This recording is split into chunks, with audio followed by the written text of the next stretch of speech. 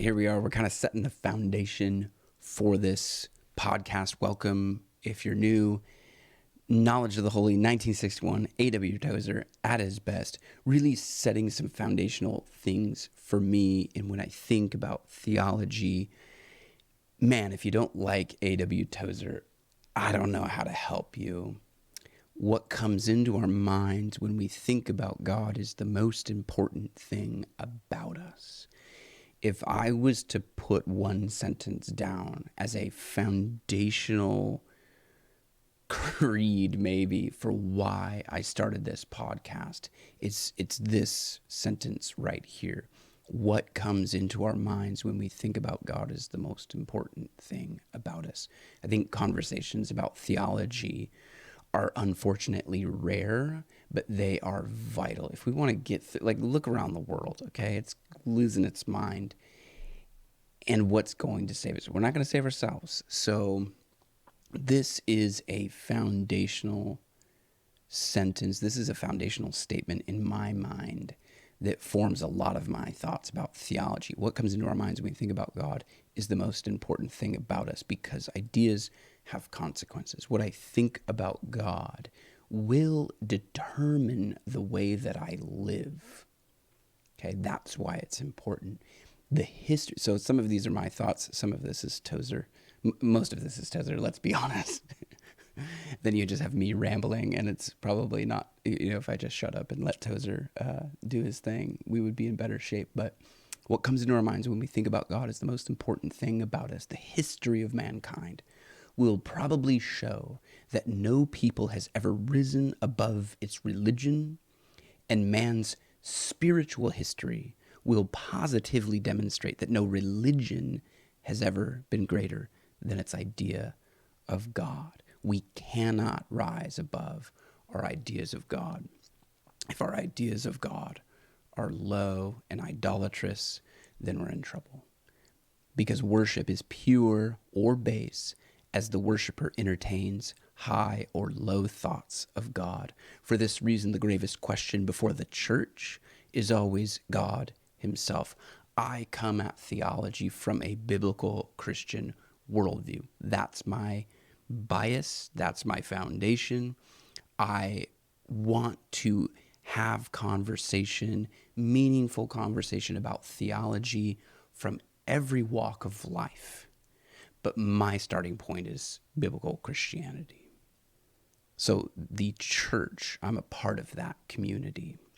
The most portentous fact about any man is not what he at a given time may say or do, but what he in his deepest heart conceives God to be like.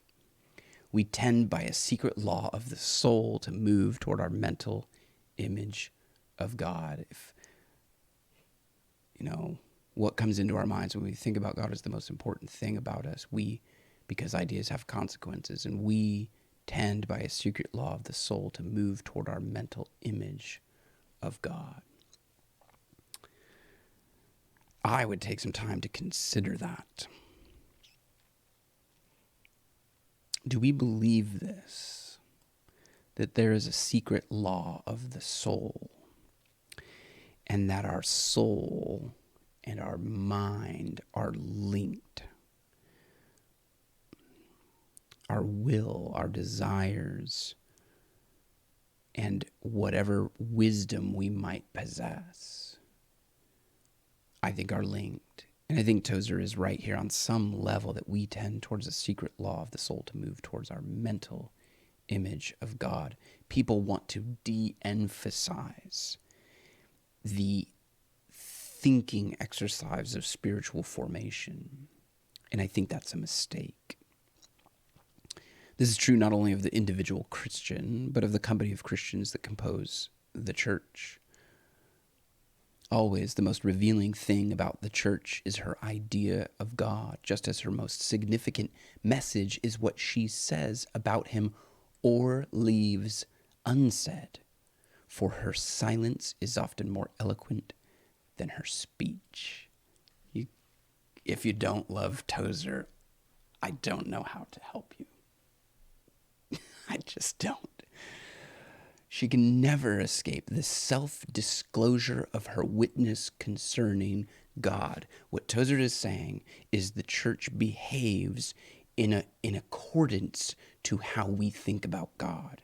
So our witness is a self-disclosure concerning our theology.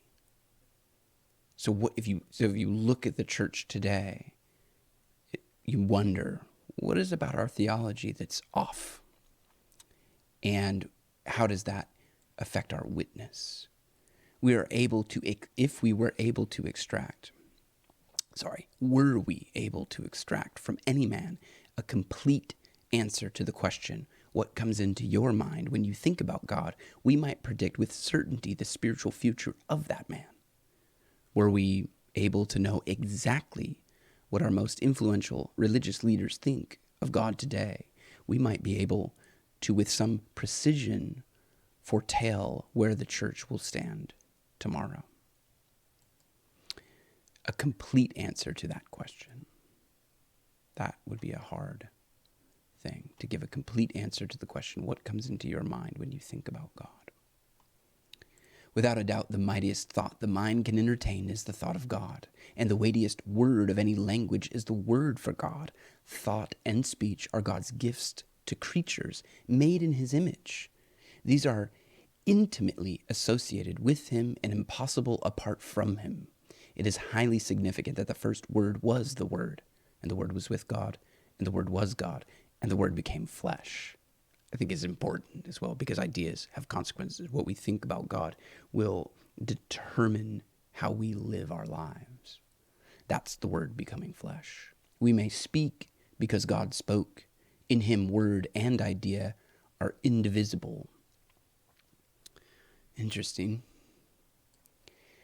That our idea of God corresponds as nearly as possible to the true being of God is of immense importance to us.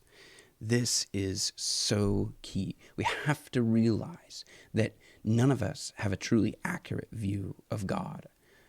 Some of us might feel like our ideas of God are pretty accurate. We're certainly right on some levels, but we are off in others. And it takes a lot of work, a lot of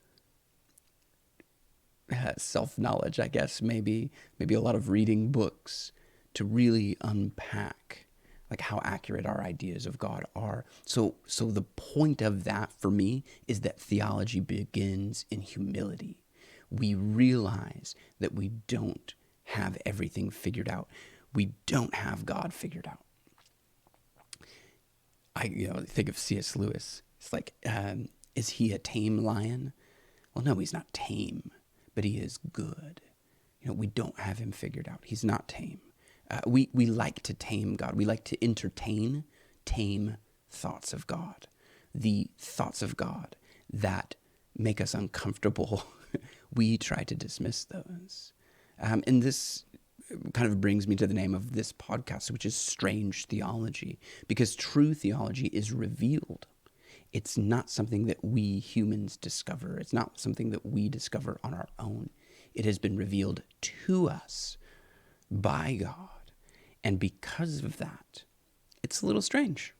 It's a little hard to grasp at times.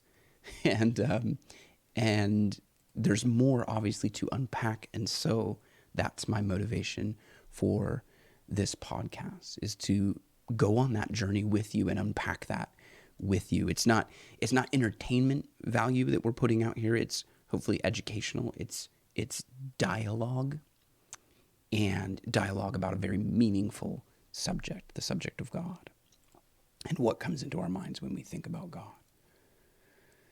So Tozer continues, compared with our actual thoughts about him, our creedal statements are of little consequence. Our real idea of God may lie buried under the rubbish of conventional religious notions.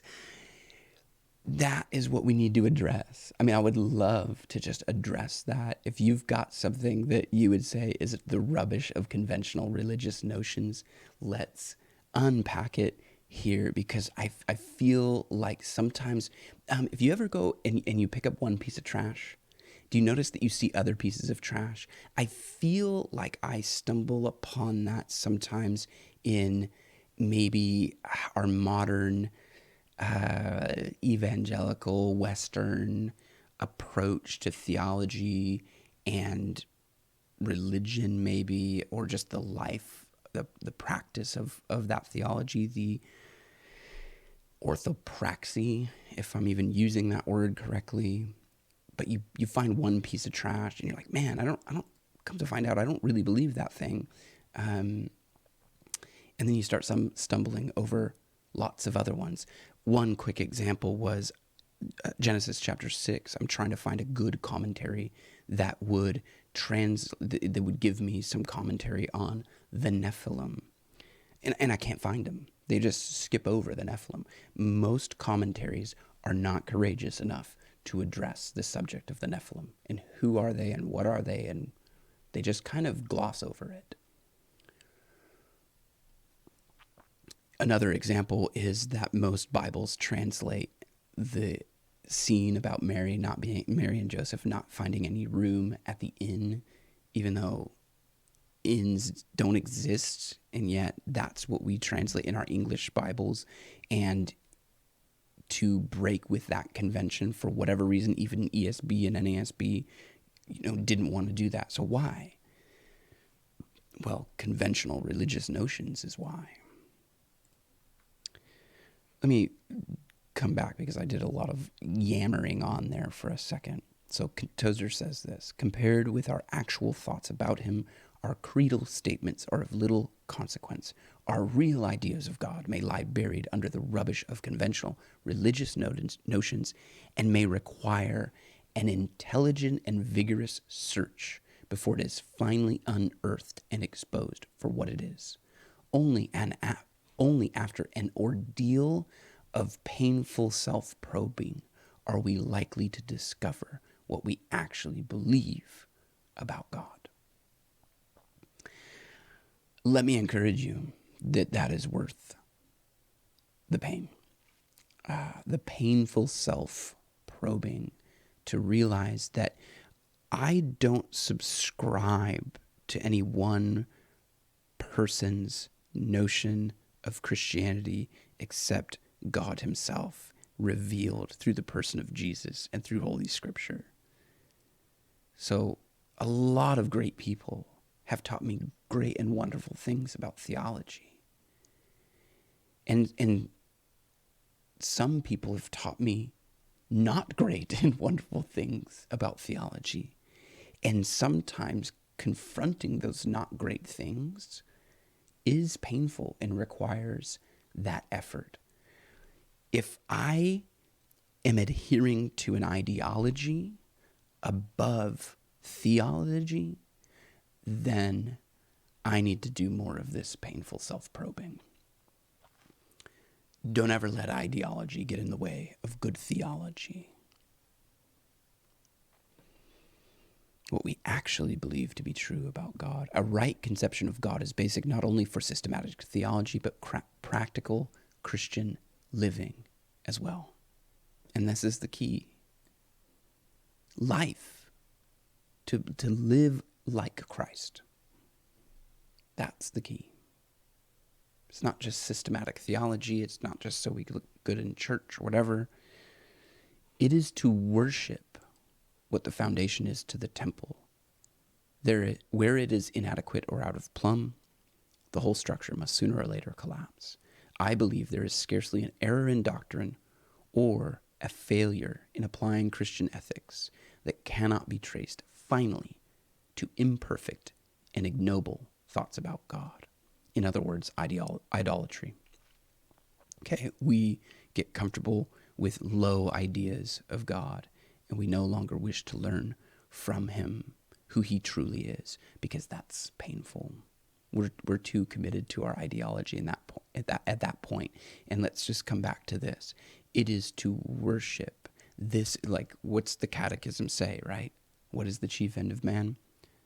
I'm going to blow it, but to worship God, to enjoy God forever. I know you're going to wreck me for not getting that right, but That's how I understand it in my mind.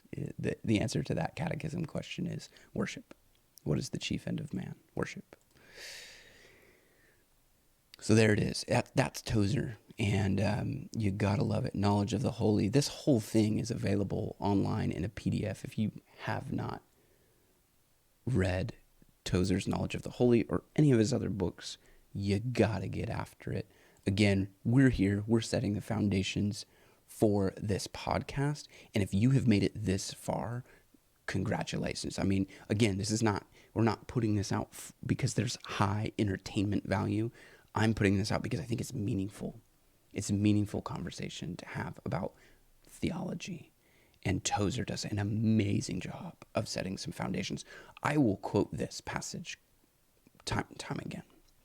So I may refer to this video or to this podcast, depending on where you're watching and listening, to come back to this as one of the foundational episode 1, if you will. So thanks for being here and being a part of a community that's really getting started.